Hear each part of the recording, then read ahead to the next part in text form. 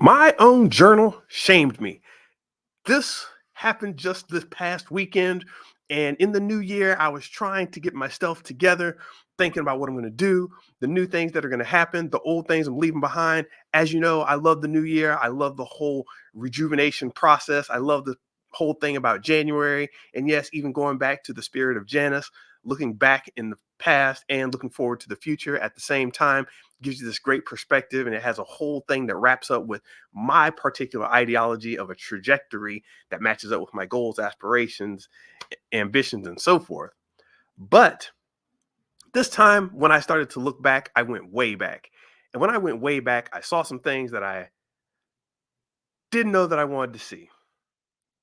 And it's the power of journaling. But you got to understand, if you really start journaling, man, it's gonna challenge you. Journaling will actually challenge you. And that's what I'm going to talk about here today on Creativity Threads Life, the podcast by Mr. Benja that goes over all of the creative elements that I've experienced, that I'm looking to understand, that I just want to talk about. And we try to cover what's happening in the world. And you know what? We create our own worlds around us. We create our environments. We create our homes. We create our schools. We create our lives. And in all my years of developing video games, art, events, and so forth, I've come to understand that this thing we call creativity is much more than just wearing funny clothes, wearing interesting outfits, and having weird, habits and idiosyncrasies that people say, oh, yeah, that guy's a creative. I'm talking about actually creating the world around you. What is that all about? And that's what this podcast is here to explore. Now, since we're starting this in 2024 at one of the times where I'm looking at the whole idea about creativity and creating yourself, and it's happening around the New Year's time, a lot of this is going to be based on resolutions and getting resolve and getting your stuff together. And journaling comes along with that. So that's what today's topic is really on about. If you wait till the end, we'll discuss some things about what's going on in my current life and everything else. I know a lot of podcasts tend to front load that up front to get you to listen to all that, like ads or whatever, and then they put the real podcast at the end. But I want to go straight into the podcast. I want to go straight into the information. So that's how we're going to do it here. Executive decision. I've decided that's how I'm going to run this podcast. Straight to the info, no chaser. So yeah, here's what happened. I was enjoying my new journaling practice, and I did the initial version of it a couple years ago and kind of played around with it, some composition books, and was like, okay, this is kind of interesting. It kind of started morphing into a to-do list and an opportunity tracker and some other things. But at some point, I really got good with what a journal I thought should be.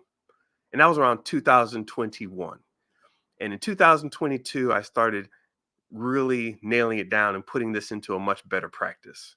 Now, I've always journaled in some form or fashion, but I really, really haven't taken it seriously until now. 2021, that is. And so in 2000, by the time 2022 rolled around, I had made it a regular practice where it was a daily kind of thing. I was like, okay, I can do this daily. I can really get down my thoughts. I can really put down some good information and keep going about my life. And I know the journaling is helping me out. Now, before I go any further, what is journaling, right? Um, what is this practice that everybody's so goofy about? Is it just a diary? Is it just a ledger? Is it just a record? Are you just writing down stuff to be writing down stuff? Well, it can be all of that. The thing is, journaling is going to be different for everybody that does it. So if somebody says they have the perfect way to journal, they have a way to journal. And it may work out well for what they're trying to accomplish and for what you're trying to get out of it. But it can be a lot of things.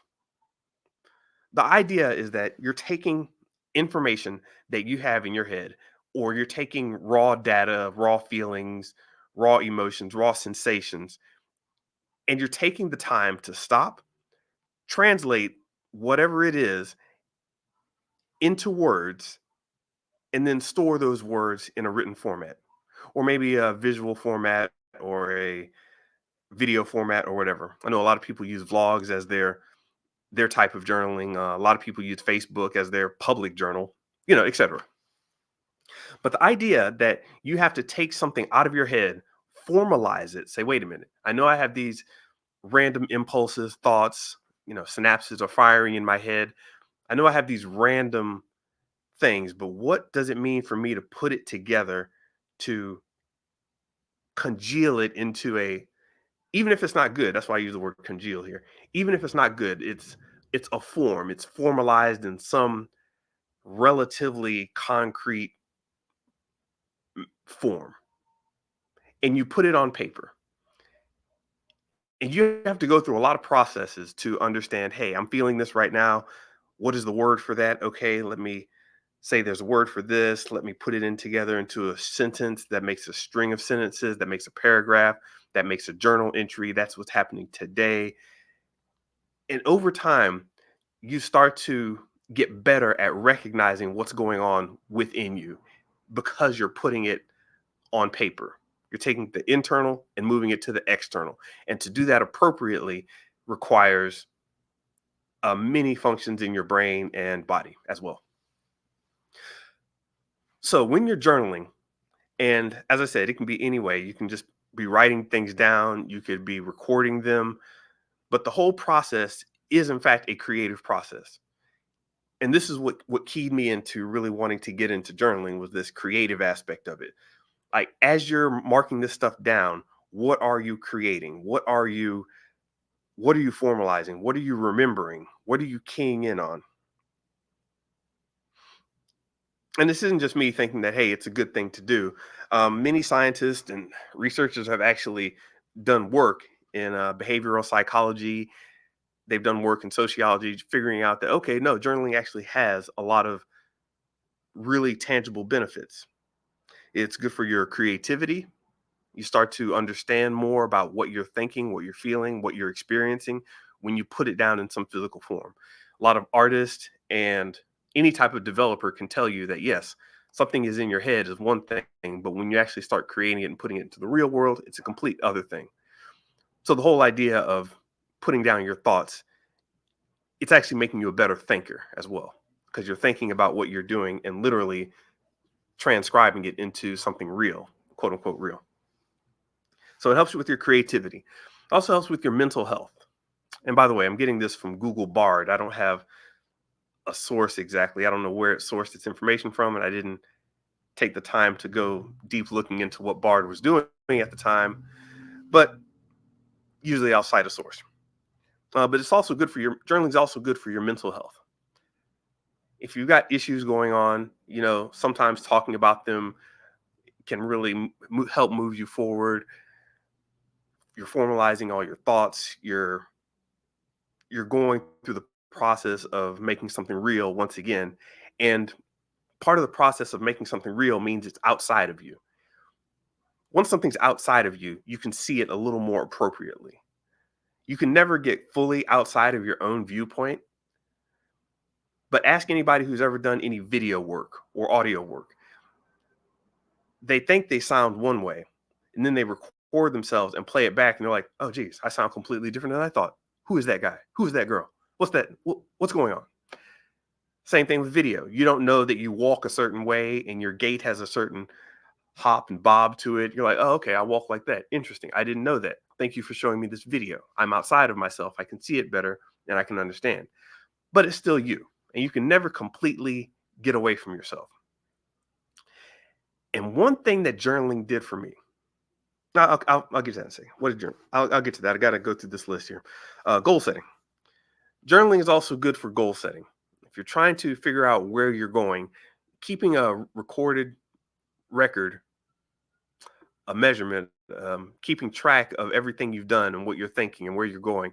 This is also definitely good for getting to your goals. You start to see where you're on track, where you're off track. You're like, hey, why was there a spike here? Oh, okay, that was when my family's in town and my family really motivates me. Wow, okay, I didn't realize that was so much of an effect on what I was doing. Let me check the other times in the journal when my family showed up and boom, there it goes. So you start tracking measurements and you can reach your goals faster. Journaling is also good for communication. So if you're just trying to communicate something, as I said, you don't really know what you're communicating until it's outside of you. So the more practice you get on putting something outside of you and then editing it and then looking at it from a more objective point of view, not a completely objective point of view, but a more objective point of view, then the more you're able to communicate those ideas properly because you know when you say these things or when you put them out into the world, when you write them down, you know they're going to be translated in a certain way and you get better at the translation process and you start thinking about things better. Speaking of thinking, journaling is also good for critical thinking. Critical thinking, whenever you're tasked with the idea to think critically, something comes up and you have to think on the spot, on the fly. You have to be critical and say, this belongs over here, that belongs over there. This is this. You have to critique something, put a value judgment on it, say it's good, bad, fast, slow, strong, weak, impressive, lackluster, etc. You start having to critique things in the real world in real time, and journaling helps with that process. I know Theo from the Show versus Business podcast is really big on predictions at the beginning of the year and looking back on all the things that he thought was going to happen one way and that happened some other way. And it gives you a good look back. You're like, wow, I thought this way, but it really was this way. Interesting. Okay. So that works well with critical thinking. Um, and let's see. The last one we're going to talk about is it improves your memory. If you just have all these thoughts going along in your head and you're not journaling them, you don't practice thinking a certain way and remembering things a certain way. Your memory isn't like a file cabinet where you just go back into the files and flip through all your information and pull out data and pull out sheets and like, okay, this happened on this day. Okay, right. Your way of remembering things is a form of procedural memory access where your brain, whenever you try to recall something, your brain doesn't really know what that is, like in terms of a file cabinet, in terms of strict, perfect replication of data. It's a viewpoint.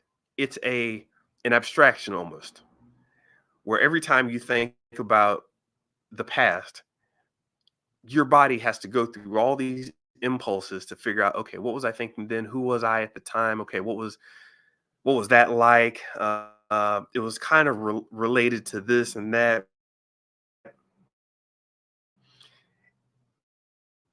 from the past into a translation that works for you in the present.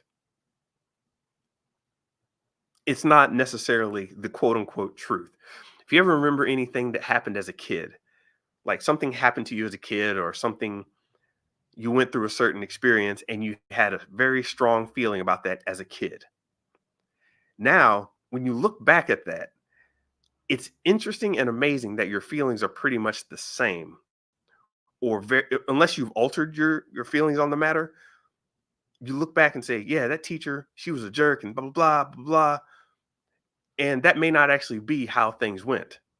But because you're just recreating or trying to piece together memories from when you were a kid, you never really updated those feelings and thoughts. You just kind of always assume that, yeah, it was like that. Or even better example, have you ever gone, you're out somewhere with your friends or your family members or people you knew from a long time ago, and you say to yourself, yeah, this thing happened. Let me recall this memory and bring it up to the people. You recall your memory. It's like, yeah, you remember we all went to that baseball game and I got sick, and then they had to take everybody home. We had to leave the game early, but it was really cool because we got to sit home and play video games, and we were all together at at Uncle Barry's house, and everybody starts laughing. And then like your cousin or somebody says, "No, no, it wasn't a baseball game. We went to the movies, and you didn't get sick. I was the one who got sick." And everybody's like, "Oh wait, yeah, that is right." And you totally misremembered that. That's because when you were putting together the memory or trying to recall the memory, you were putting together all the pieces of it. Where'd you get baseball from? You didn't go to a baseball game. It was a movie theater. Where'd you get that from? I don't know. Maybe they were Maybe maybe there was an ad for a baseball movie, Major League or something. Or maybe you saw baseball within the movie, and for some reason your kid self just honed in on that baseball memory, and for some reason you thought you were at a game. And then your cousin was like, "No, you didn't get sick. I got sick." And you're like, "Wait a minute, really? Is that what happened?" And everybody nods their head. You seem like a crazy person. You seem like a fool. Well, this is how memories work. So, journaling can help with that. Journaling is a way to at least take a record of what you were thinking of at a certain time. At a certain time, a certain place, a certain situation, you can make a record of how you were translating things and transcribing them in any given time. And when you look back on it, it's going to reinforce a bit of the truth or a truth that you put down on paper or you recorded. So, yes, it can help with memory. So, what is journaling good for? Once again, creativity, mental health, goal setting, communication, critical thinking, memory. And one thing they didn't list on here was it does better with your general feelings. I suppose they meant to put this under mental health, but I found that processing feelings and processing emotions and attitudes really it really goes a long way when you're journaling. Um, Journaling really takes you to that next level of understanding the way you feel, your emotional state, your your current vibe. Because once again, a lot of times we think that we're the people that we think we're having all these feelings, but in an hour from now, we'll be a different version of that person. Like we may be hungry for dinner, and the person an hour ago just wanted to, you know, get finished some project that that person was working on. Same person an hour ago, but totally different set of feelings. So working through your feelings is another good one. I'll add that on the list. Creativity, mental health, goal setting, communication, critical thinking, memory, and feelings slash emotions. It's all good for that, and etc. Probably sure it's good for a lot of other things, a lot more technical things as well.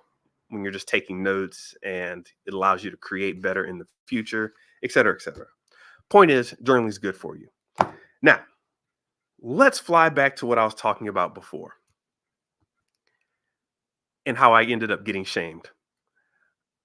I was in 2022, 2 years ago, starting up my power journaling practice. I taken it from just playing around to being a power journaler, power archiver of my thoughts, feelings, aspirations, goals, etc.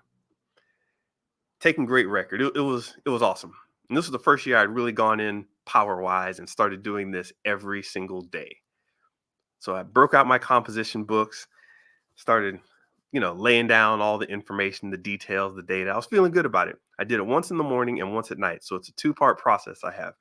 And I'll outline this at some point in the future, but it's a two-part process I have. In the morning, I write down all my goals, objectives, aspirations, trajectories, strategies, tactics, whatever. I just write a bunch of them down. Without thinking too much, it actually comes pretty quickly. Some I write in the some I write in the future tense, some I write in the past tense, some I write in the present tense. It doesn't matter. I just need to get these thoughts and feelings out of my head. I like this. This is where I'm going with this. I'm going to be this and that. I exercise every day, etc. I was just writing down stuff. Happens in the first part of the day. Um, second half of the day or end of the day, I do it again. And things kind of change a little bit, but I wanted to make sure I do that at night so I get to sleep on these ideas and can wake up fresh in the morning and do it again. And that's the basics of it. There's a lot to it. As I said, I'll outline it all later. But I started doing that in around October 2022 and did that straight every day until today. Up until today. I haven't stopped, but I've done it that long, that straight, in an unbroken streak. Even if I don't have my journal next to me, I'll take some notes down on my phone and copy them over later. I'll type something up on my computer, print it up, and tape it into the journal, the physical journal. Whatever the case is, I always make sure I journal something at least once a day, usually twice a day. So in 2024, I'm going back through all my journal notes. I'm going back through my previous years just as an exercise. I was listening to Dr. Benjamin Hardy, a behavioral psychologist. He was talking about the benefits of journaling, and he has this practice of looking back. Now, I traditionally don't look back too much unless I'm trying to remember something. I'll think, wait a minute, what was I trying to accomplish when I did this in October last year? And then I'll go flip back to October and see what it was. So, it's a good record for that. But the way Dr. Benjamin Hardy was saying to do this was, you look back and you see how far you've come, what gains you've made, what things you can add. The thing that no one ever told me about, the thing that no one ever warned me was could be coming, was this idea of looking back in the past and seeing something that you didn't like that still happens today. And when that realization hit me, that there were things that bothered me then and are still bothering me now, like a year and a half later, that was an oh crap moment. I was about to curse, but Meta's all on my behind about my language. So until I get to Gary Vee's number of followers, I'm going to curb my language slightly. Terrible, I know. But I look back at this journal and I was trying to find, I don't know, I was just looking back because he said Benjamin Hardy said the process of looking back was valuable. And I was like, all right, let me start really looking back a little more often. Let me try to take myself back to where I was to see how far I've come, where I could be going, just how things are going. And man, I saw an entry in there that said, I will blank. And I was like, okay. I was like, wait a minute. This is a year and a half ago, almost 2 years ago. And I still go through this. I'm still looking to accomplish this. Holy crap. This thing's been sitting with me and I hadn't even noticed. It was a bad habit that was so natural, I didn't notice I was still doing it. So I flipped through the pages again, and every couple days I kept complaining or saying I would do something about this. And I'm like, holy crap, this thing has been with me all this time. But my mind decided to push it out of the forefront and not even bother with it. Now, this is fascinating to me because I'm looking at my journal entries of today in January 2024 and going back into September, October of 2022 and seeing the similar variations on that. And I'm like, there's an area here I haven't been improving. My journal is shaming me. It's telling me, look, you still do this. You still have this problem. You're still in this state. Man, what's wrong with you? When that realization hit me, that there were things that I could be bummy about, that I could just be lackluster on and not really have the self realization to notice it. Maybe my mind and body was protecting itself. It's like, no, no, no, you're cool the way you are.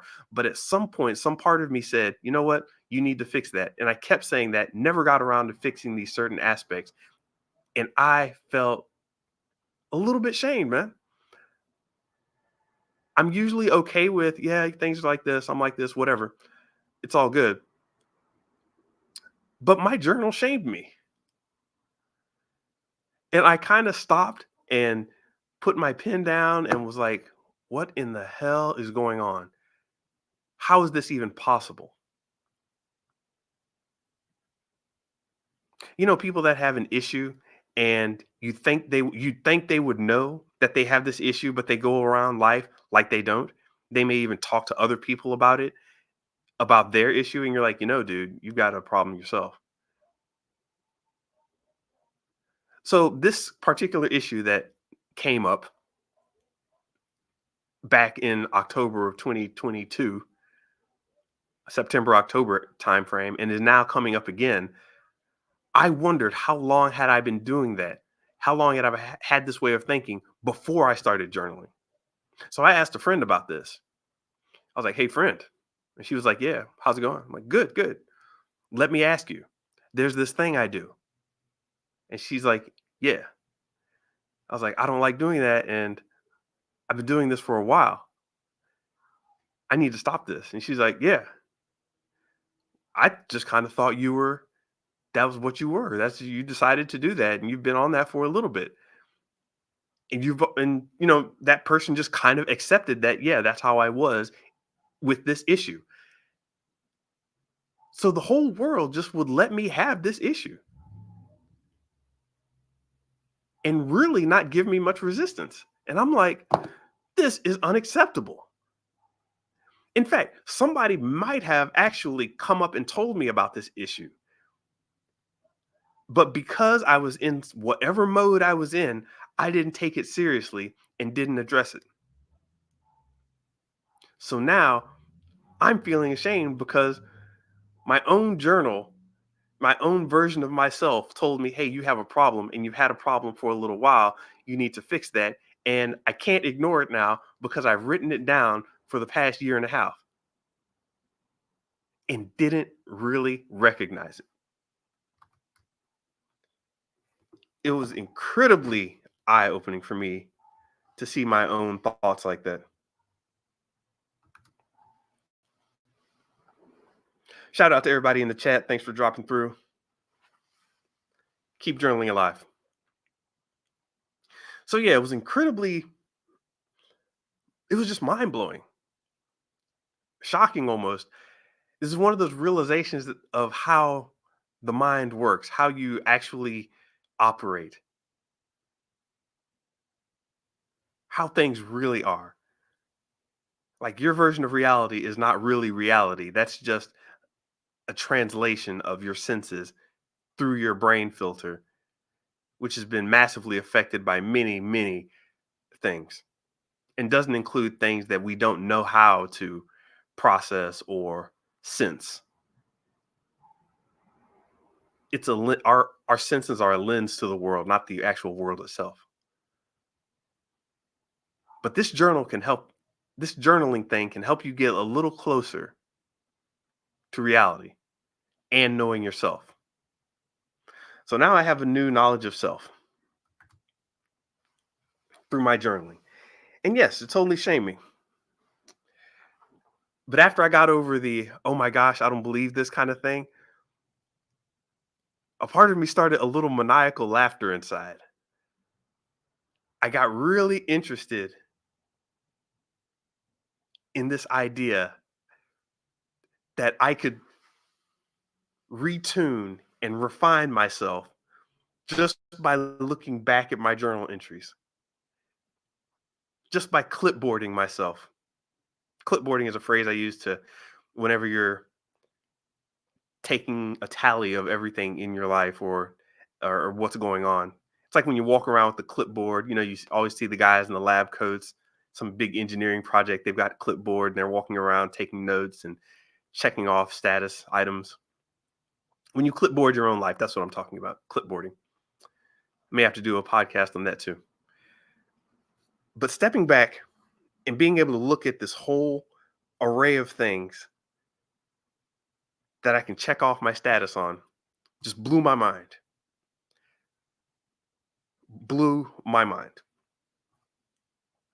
So now I'm thinking, okay, this whole journaling thing isn't just a tool. It's like an evolutionary, it's like an evolutionary mechanism. Like they say one of the differences between humans and animals is that we have the unique ability to, well, one of our unique abilities is the ability to recognize self. Like some animals aren't able to recognize themselves in a mirror. They think it's somebody else or some other thing. They can't make that leap from this is me and that is a vision of me in a mirror. But we have that. Another level is just being able to understand that yes, everybody else is another version of not me, but they're another version of the same species that I am. Like if I see something, I kind of realize that, well, yeah, if I see something and I have eyes and everything, I know who I am and I can see myself from the outside. I can kind of understand that other people do that as well. So there's this relational understanding. And then there's another level where it's the ability that humans have to think about thinking. The fact that we don't just think, we can actually stop and say, huh, why did I think that? Or what do I think about? Or last week I thought, why did I have that thought? I wonder what they're thinking. So the idea that you can think about thinking is something that higher level creatures do. The journaling keyed me into another evolutionary step, which is a mental tool. Now, we've seen primates use tools like they'll take the blade of grass and stick it in the ant pile, and when it has ants on it, they eat the ants or whatever, or eat the larvae and grubs, and they use tools. A lot of animals use tools: crows, um, chimps, different types of birds, and whatever. You see animals use tools. That's one thing. But combining the use of tools with the mental acuity that we have, now we have this ability to extend our brains in a way through the tool of journaling, extend our minds and our consciousness in a way that's talking back to us. So we're not consciously talking to ourselves. We're intentionally separating ourselves in journal form into some other entity, and it's talking back to us. I almost think of it like archiving all of your thoughts into AI and talking to yourself. I suppose we're getting to that point somewhere in the future. We're pretty close to it now. But this idea I had about my journal talking back to me and that representing a certain level of evolution, dog, it's kind of mind blowing. If you watch anime and you think about Naruto, how Naruto was able to improve himself by practicing with himself in a way that nobody else could really do at his level. That was the kind of moment I had when I realized my journal was shaming me. Another version of me was looking at me like, say, man, what's wrong with you? What's up with you? What's going on? And yes, I really mean another version of me. By the way, you're not always the same version that you always are. We tend to think that we're always the same person, but we have versions of ourselves that change over time and that change depending on situations. So the same version of you that was at your uncle's funeral is not the same version of you that's playing pool and getting drunk with your friends on a Friday night. It's the same you, but a completely different set of operations are going on that determine how you act, how you feel, and how you comprehend things. Like if you're playing pool, you're probably thinking of, bad math or whatever and trying to figure out the angles on the board. When you're at your uncle's funeral, you're thinking more on the social and emotional side of things, etc. You get the point. But but this is what journaling can really do for you. There's a lot to it, and I am not like a behavioral psychologist or a sociologist or any type of mental scientist. What I have done is created things for people all of my life and with people's usage in mind. And there's a lot of psychology that goes into video games and figuring out how to make them behave in certain ways, but I have no formal education on the matter. I really have looked into a lot of it. And this journaling thing snuck up on me as something that I I almost can't believe I let it go for this long without realizing how badass it could be. Shout out to Enigma 32. What's up, man? Enigma 32 says, I read a book called Building a Second Brain, and in there the author talks about how creating notes are knowledge we leave for our future self. Exactly, precisely. It's like another version of you has already lived through this cycle and is telling you something. And it's really interesting. Like, I don't know if you've ever read a book or watched a movie or just had any type of experience and you experience it one way. Then years later, you may be listening to that song again and you hear them say a certain line and you're like, holy crap, that person meant this. They were saying it that way. Oh, that's kind of cool. It's the same you, it's the same song, but it's like a different version of you and a different version of the song is happening. So you can key into talking to your future self in crazy ways. And journaling is one of those ways that makes it just really interesting. Um, so I've got a couple ways of journaling that I'm getting into now. And for just a little bit more on how this works, you have something called a reticular activation system.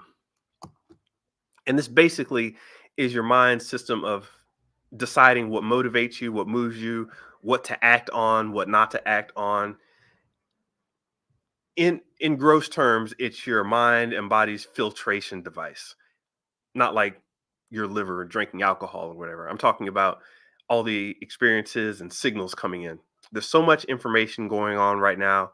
There's so many pieces of information flying by, so many things to touch on, to scroll past, etc.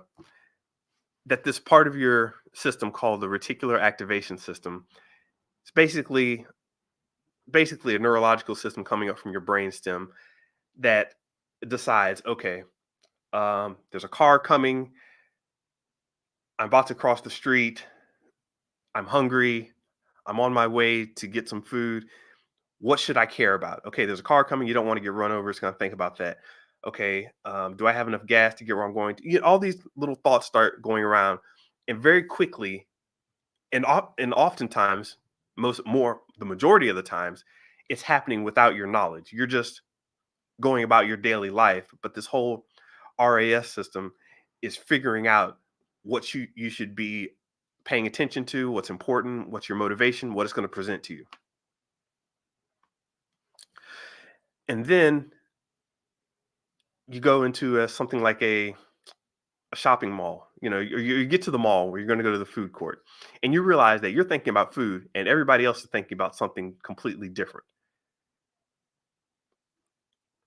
Some people are thinking about, hey, let's go to the clothing store. Some people are thinking about, let's go to the hardware store. Some people are thinking about, let's go eat food.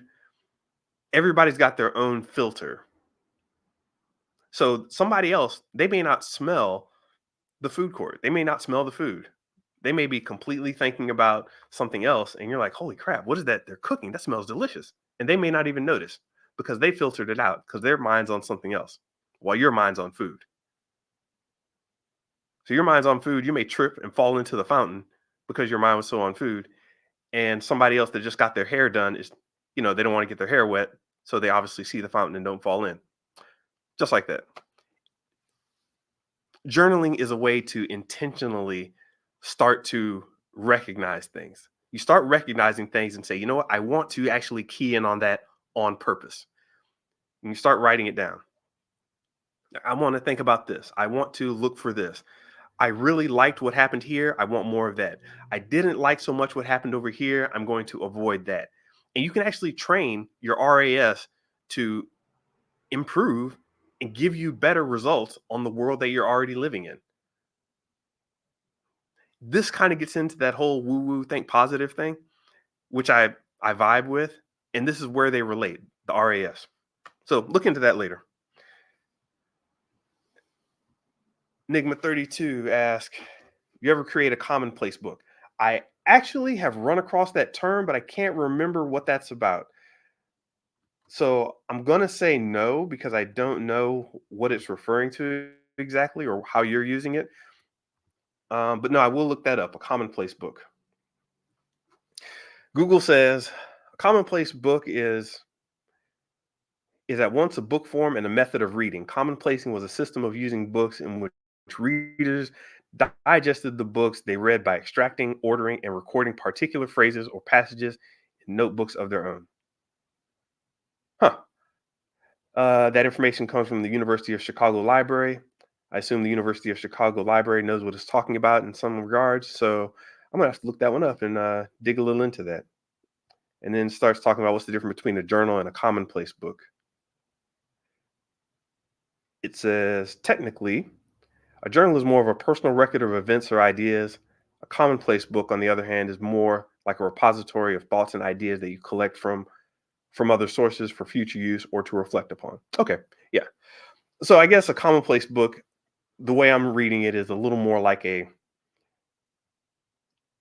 notebook that you would think about when you're doing your studies. It's a way to compile knowledge. Huh. All right. So yeah, I'm gonna have to do a little more research into how people are using commonplace books and a lot of the thinking on that. Um, but as I said, with my journal, a lot of people, and here's the thing that gets me with the whole New Year's benefits and everybody putting journals out. Oh, here, buy this $32 journal. You know, a lot of that is sold to people who have this idea of a diary, and this is probably what kept me away from it for so long. It seemed a little too frilly for my purposes. Like I wanted something a little more mechanical and actionable. Like, hey, let's get this down. I wasn't so concerned about getting in touch with feelings or whatever, and that seems to be where a lot of the journal, diary, record keeping kind of ideology was coming from. But shame on me. That's my fault for not really looking into journaling as I should have a long time ago. But yeah. So as I said, I write down I write down my entries, what I call my goats, my goals, objectives, aspirations, trajectory, and strategy. I write all that down 2 times a day, once in the morning, once at night, about 10 to 15 entries, and I just kind of blast them out. And that's at the very basic what I do. Then I also keep some notes. I also keep tabs on what went well, what didn't go so well, what I learned, what I came across, interesting thoughts, random notes, good ideas, bad ideas, etc. Um, so throughout the day, I'll actually journal these things as I get them. As I said, I'll formalize this whole process. I've worked it out. It's pretty cool now, and makes me want to go forward. But anyway, thanks for that commonplace book idea. I really like that. So, what can you do in the meantime? And why would I even start mentioning this? As I said, you can really start training your mind and training your feelings, training your thoughts, training your impulses to behave a certain way through journaling. And this was the major unlock for me, where whereas most of the things I was looking back on, I was happy with, like, okay, I learned that. Okay, I moved forward there. Okay, I need to put a little work in there. This was the first time I'd really felt shame. And that was a necessary pain that I had to go through to understand just how powerful this system is. Where it's like, wow, I messed that up. I've been talking about this and haven't been doing it. So if you have a notebook of any type, just go ahead and start journaling. There's no really wrong way to journal. You're going to start doing what works for you, what's fun for you. If it becomes not fun at some point, then your journaling will actually reflect that. It's like, okay, this isn't becoming fun for me. Why isn't it fun? What can I do to change this? What can I do better? Or am I so ashamed at what's happening that I don't want to write it down? That's valuable information in itself. Maybe you need a certain type of notebook. Some people use, I know a friend who spends like $10 on every journal. They're these hardback journals she has, and she keeps them on a shelf, very neatly organized. I'm like, cool. I prefer the 50 to 99 cent composition books that you can grab at any store. 99 cent store, Rite Aid, Office Max, Target, wherever you are, you can kind of find these cheap composition books. And I have a whole specific reason for doing that.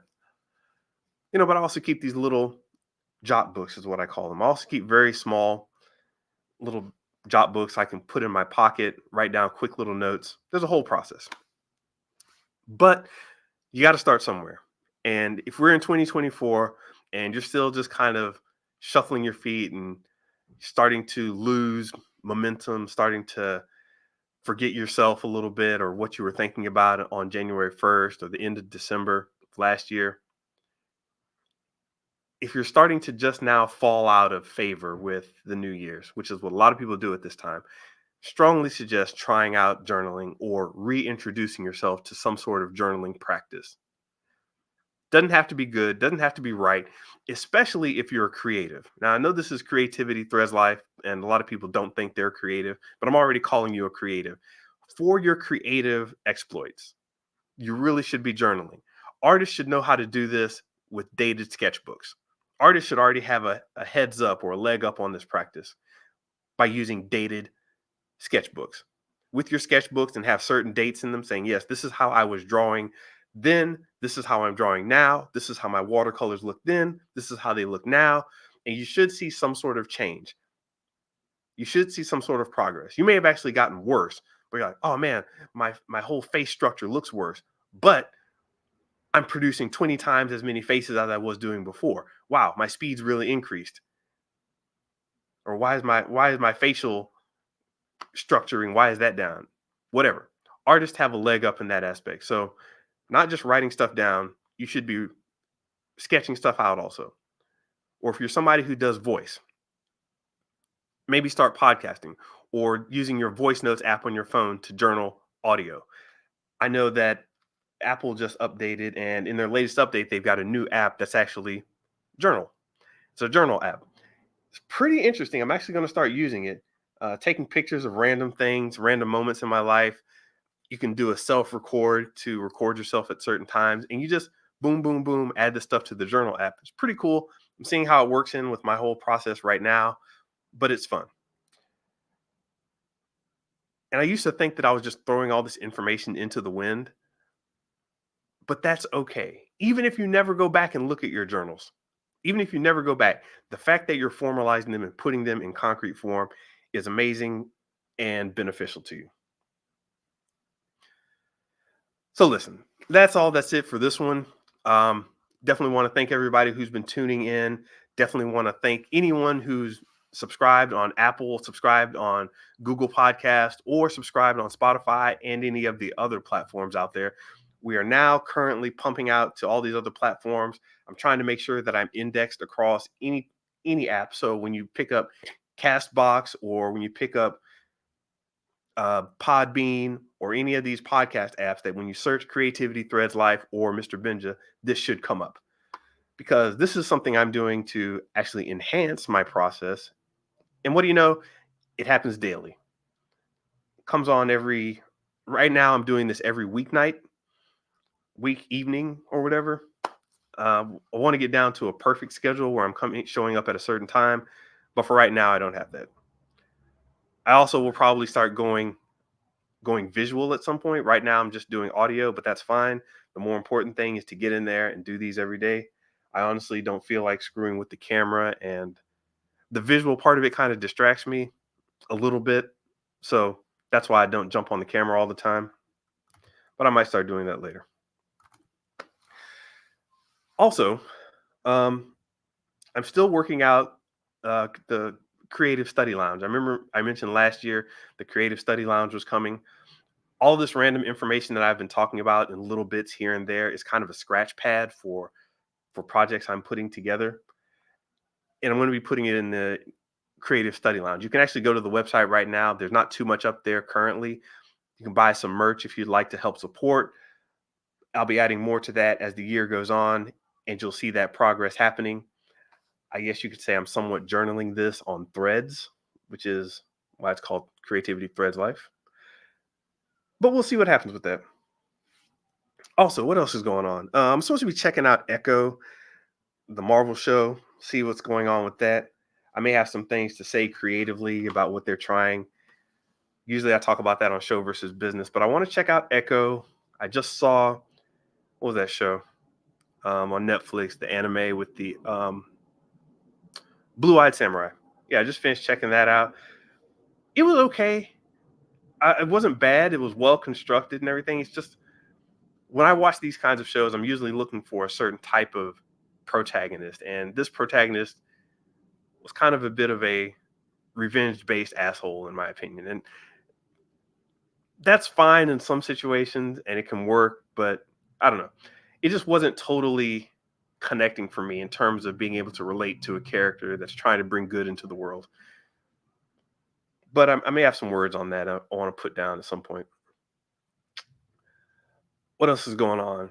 Things are going crazy in the world. Got wars going on. And when people ask me, why am I doing something like this? And this is something that comes up with artists a lot. Why am I, with all this stuff going on in the world, why are you just creating art? What do you think you're doing?